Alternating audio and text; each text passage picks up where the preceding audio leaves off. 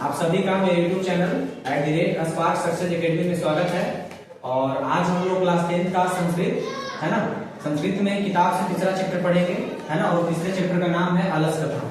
ठीक है, इससे पहले मतलब आपका दो चैप्टर है, पहला और दूसरा है ना, मंगलम और पाटलिपुत्र का वीडियो डाला गया है, जाकर के आप उसमें देख सकते हैं यूट्यूब पे। तो आज हम लोग पढ़ेंगे अलस कथा। अलस कथा का मतलब है आलसियों की कहानी। ठीक है, और यह जो पाठ है आपका विद्यापति द्वारा रचित पुरुष परीक्षा नामक ग्रंथ से लिया गया है। ठीक है, अलस कथा जो पाठ है ना, वो विद्यापति के द्वारा रचित पुरुष परीक्षा नामक ग्रंथ से संकलित है। ठीक है, तो लिख सकते हैं कि यह पाठ विद्यापति द्वारा रचित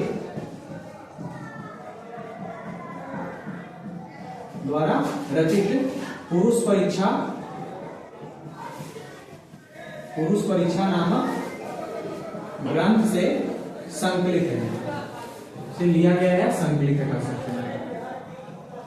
देखिए, तो विद्यापति जो थे है ना, कई तरह के मनोरंजन कहानियां लिखा करते थे है ना, और मानवीय गुणों पर प्रकाश डाला करते थे। इस कहानी में भी आलसियों का वर्णन है और मानवीय गुणों के बारे में बताया गया है। और कहा जाता है कि इस कथा में भी बताया कि आलस से लोग कैसे बच सकते हैं है ना, यानी कि आलस से लोग कैसे इसका निवारण कर सकते हैं। तो कहा जाता है, देखिएगा, इसमें दो तरह के लोग होते हैं, एक होते हैं आलस, एक होता है आलसी। तो इसमें दो पद का वर्णन किया गया है, आलस और आलसी का।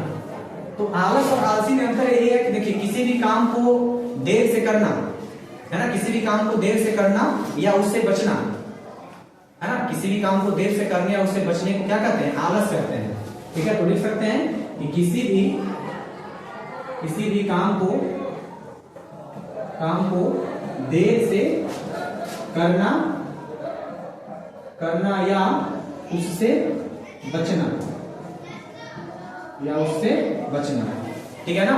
और आलसी कहा जाता है कि वैसा व्यक्ति होता है जो सुस्त होता है ना, निकम्मा होता है, किसी भी काम के लायक नहीं होता है। ठीक है ना, यानी कि कहने का मतलब है कि जो सुस्त हो, निकम्मा हो, अपने जीवन में कभी सक्रिय नहीं होता है, उसको आलसी कहा जाता है ना। तो आलस और आलसी बहुत ज्यादा अंतर है। आलस क्या है, आलस किसी काम को देर से करने का आदत होता है या किसी काम से बचने का आदत होता है। और आलसी का मतलब क्या है ना, जो सुस्त है, निकम्मा है, किसी भी काम के लायक नहीं है। तो ये पाठ जो है, देखिए, विद्यापति के द्वारा रचित पुरुष परीक्षा नामक ग्रंथ से संकलित है। ठीक है, और यह जो है, इस पाठ में मानवीय गुणों पर आपको प्रकाश डाला गया है, मानव के गुणों पर के बारे में बताया गया है। कहा जाता है कि विद्यापति जो थे संस्कृत है ना, मैथिली कवि थे। विद्यापति कैसे कवि थे, मैथिली कवि थे। और संस्कृत ग्रंथों में भी विद्यापति कई कहानियां, छोटी छोटी मनोरंजन कहानी लिखे हैं। और इसमें बताते हैं कि देखिए, इसमें मिथिला राज्य का वर्णन है, क्योंकि जो विद्यापति थे मैथिली कवि थे। ठीक है ना, ये भी याद रखिएगा कि विद्यापति मैथिली कवि थे। ठीक है, और इस पाठ में मिथिला राज्य का वर्णन है। ठीक है, तो मिथिला के मंत्री होते हैं, उनका नाम है वीरेश्वर। क्या नाम था, वीरेश्वर नाम था उनका। तो वीरेश्वर जो थे दानी स्वभाव के थे और सज्जन व्यक्ति थे है ना, उदारवादी व्यक्ति थे, एक तरीके से कर सकते हैं। ठीक है, तो मिथिला के जो मंत्री थे काफी दानी थे, काफी दयावान व्यक्ति थे, काफी दयालु व्यक्ति थे। वह दीन दुखियों का, अनाथों को, लोगों को अनाथ जो होते थे उनको प्रतिदिन भोजन किया करते थे है ना, और उन्हें अन्न वस्त्र सब चीज देते थे। क्योंकि कहा जाता है कि दुखी मनुष्यों में सबसे पहला स्थान आलसियों का ही होता है ना। अगर इस संसार में कोई दुखी मनुष्य है तो उसमें सबसे पहला स्थान किसका है, आलसियों का है। ठीक है, और इनका मुख्य सिद्धांत यही रहता है कि इनका मुख्य सिद्धांत है, भूखे रहना पसंद करेंगे लेकिन काम करना पसंद नहीं करेंगे, यानी कि अपने शरीर से कोई परिश्रम करना पसंद नहीं करते हैं। ठीक है, तो इसके बाद जब मिथिला के मंत्री वीरेश्वर जब घोषणा करते हैं कि आलसी लोग को और दयावान जो आलसी लोग हैं है ना, फ्री में अन्न वस्त्र भोजन सब दिया जा रहा है, तो बहुत सारे लोग अपने अपने तोंग लेकर के आ जाते हैं है ना। तो कहा जाता है कि सुविधाजनक, जानते हैं कि सुविधाजनक स्थिति को देख करके सभी लोग आकर्षित हो जाते हैं है ना, कि जहाँ फ्री का है तो वहां पे सब लोग लुटने आ जाते हैं। तो इसी तरीके से वहां पे भी बहुत सारे लोग जमा हो गए, धूर्त आलसी बन करके, झूठा आलसी थे लोग, बस अपना अपना पेट उठाया लेके आ गए हैं। ठीक है, जो कहने का मतलब है कि एक जात मनुष्य, देखिए, मानव एक ऐसा जाति है जो कहा जाता है कि जो एक जाति को सुख देख करके है ना दौड़ते रहता है। अर्थात जैसे कहने का मतलब कि अपनी जाति का सुख देकर आकृष्ट हो जाता है लोग है ना, यानी कि अगर कहीं सुख है तो वहां पे बहुत सारे लोग भीड़ भाड़ वाला इलाका मिल जाएगा वहां पे आपको। तो सुविधाजनक स्थिति करके यहाँ पे भी बहुत सारे धूर्त तालसी के रूप में बनकर आ जाते हैं, ठीक है।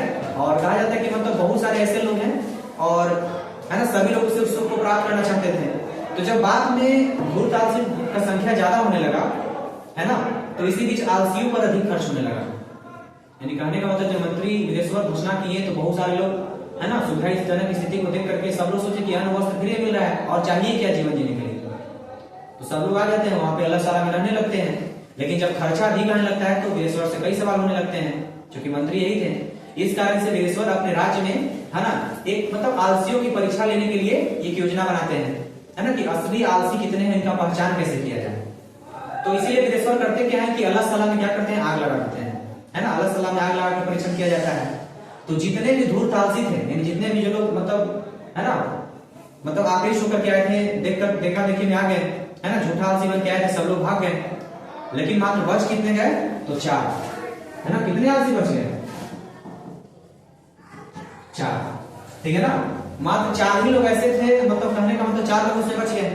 अब 4 लोग देखिए अलग सलाह में आग लगा दिया गया है ना, बाकी सब लोग तो भाग गए, लेकिन बच कितने गए, 4 लोग। और चारों अपने आप में वार्तालाप कर रहे हैं, है ना, यानी कि जब घर में आ रहा है सब लोग भाग गए, कुछ आलसी सब बहुत सारे भाग, बात कितने बच गए, 4 ही बच गए। तो चारों बात करने से पहला बोलता है ना, कि सब लोग सोए थे, मतलब पहला बोलता है मतलब कपड़े से मुंह ढक करके कि अरे यार हल्ला कैसा है ना, कि हल्ला कैसा हो रहा है। तो दूसरे कहता है कि लगता है कि इस घर में आग लग गया है, ठीक है ना। तो चारों का आपको वार्तालाप याद रखना पड़ेगा। पहला क्या बोलता है कि अरे यह हल्ला कैसा है, यह हल्ला कैसा है, ठीक है। तो दूसरा क्या बोलता है ना, कि लगता है कि इस घर में आग लग गया है, लगता है कि इस घर में आग लग गया है, या आग लगी हुई है, ठीक है ना, इस तरीके से। तीसरा व्यक्ति बोलता है उसमें से, है ना, कि कोई ऐसा धार्मिक व्यक्ति नहीं है या कोई ऐसा दयावान व्यक्ति नहीं है जो हम लोग के ऊपर भीगा हुआ कंबल उड़ा दे, ठीक है ना। तीसरा बोलता है कि कोई धार्मिक व्यक्ति नहीं है जो, है ना, हम लोग के ऊपर भीगा हुआ कंबल डाल दे, भीगा हुआ कंबल डाल दे।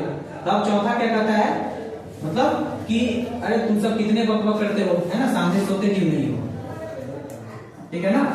इसी बीच में चौथा क्या कहता है ना, कि तुम लोग कितने बकबक करते हो, कितनी बातें करते हो, है ना, चुपचाप क्यों नहीं रहते।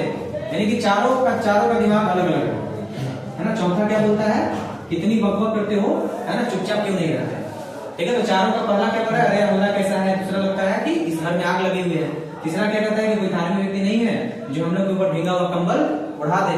और चौथा क्या कहता है ना, कि कितनी, अरे क्या बोले इसमें, है ना, कि अरे बकबक करने वाले, यानी कहता है यही कि बकबक करने वालों चुपचाप क्यों नहीं रहते, चुपचाप क्यों नहीं रहते। तो इस तरीके से, है ना, चारों आलसी अपने बात कर रहे थे, ठीक है ना।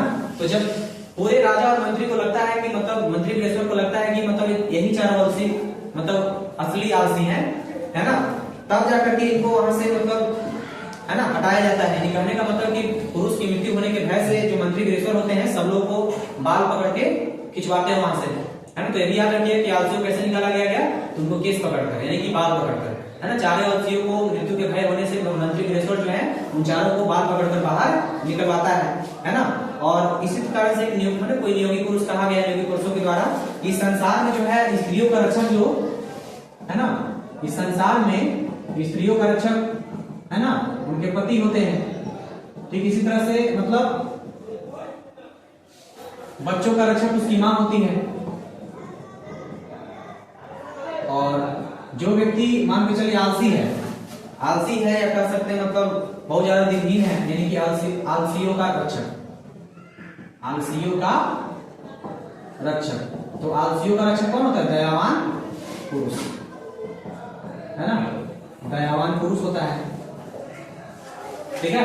तो चारों अपने बात करते हैं, चारों को लास्ट में मृत्यु होने के भय से मंत्री वीरेश्वर चारों को बाल पकड़ बाहर निकलवाते हैं, है ना। और कहा जाता है योगी पुरुषों के द्वारा कि स्त्रियों के रक्षक उसके पति होते हैं, है ना, बच्चों के रक्षक उसकी माँ होती है, लेकिन आलसियों का रक्षक इस संसार में केवल और केवल दयावान व्यक्ति ही होते हैं, है ना। और बाद में चारों मतलब जब पता चल गया कि राज्य में यही चारों आलसी हैं, जिनको और पहले ज्यादा सुविधा देने लगा, क्योंकि मंत्री वीरेश्वर को यही तो चाहिए था, है ना, कि असली आलसी कितने हैं हमारे राज्य में, तो यही 4 आलसी हैं, है ना। तो लगभग आलसी और आलस दोनों में अंतर है ना। आलस देखिए कि आलस के कारण बहुत सारे लोग आ गए थे, लेकिन जब आलस साला में आग लगाया गया तो सभी धूप भाग गए थे, कि बचे कितने लोग, 4 लोग। तो पहला चारों आपस में बात क्या करते हैं कि अरे हल्ला कैसा है, दूसरा क्या कहता है कि लगता है कि इस घर में आग लगी हुई है, तीसरा क्या कहता है कोई धार्मिक व्यक्ति नहीं है जो हम लोग के ऊपर भींगा हुआ कंबल उड़ा दे, और चौथा क्या कहता है कि अरे बकबक करने वालों चुपचाप क्यों नहीं रहते। जब इतना बात सुनते हैं, है ना, तो सब लोग लगे कि यही चारों असली आलसी है ना। तब जाकर के मंत्री वीरेश्वर उनकी मृत्यु के भय होने से, है ना, उन लोगों को बाल पकड़कर बाहर निकलवाता है। और नियोगी पुरुषों के द्वारा कहा गया है, ये भी लाइन याद रखिएगा कि स्त्रियों के रक्षक उसके पति होते हैं, बच्चों का रक्षक उसकी माँ होती है, और आलसियों का रक्षक इस संसार में केवल और केवल दयावान पुरुष होते हैं, ठीक है ना। तो इस तरीके से आपका जो चैप्टर है यही मतलब इतना ही करता है, ठीक है। तो इसको आप याद करिए, मतलब लिख भी सकते हैं तो आपको जो समझ में आ रहा है, नहीं तो आपको इसका नोट्स टेलीग्राम की लिंक पे मिल जाएगा, है ना। और जो बच्चे नहीं जुड़े हुए हैं, मतलब इसके डिस्क्रिप्शन में टेलीग्राम का लिंक मिलेगा, जाके आप उस पर ज्वाइन हो सकते हैं। और है ना, आपको उस पर हर सब्जेक्ट का जो भी पढ़ाया जा रहा है, यहाँ पे मैथ हो गया, है ना, हिस्ट्री, पॉलिटिकल साइंस, इकोनॉमिक्स, है ना, जितना भी है सबका आपको नोट्स चैप्टर बाय चैप्टर, जैसे चैप्टर यहाँ पे खत्म होते जाएगा उस पर नोट्स डाल दिया जाएगा। तो अगले दिन इसका चौथा चैप्टर का वीडियो आपको मिल जाएगा। तब तक के लिए धन्यवाद।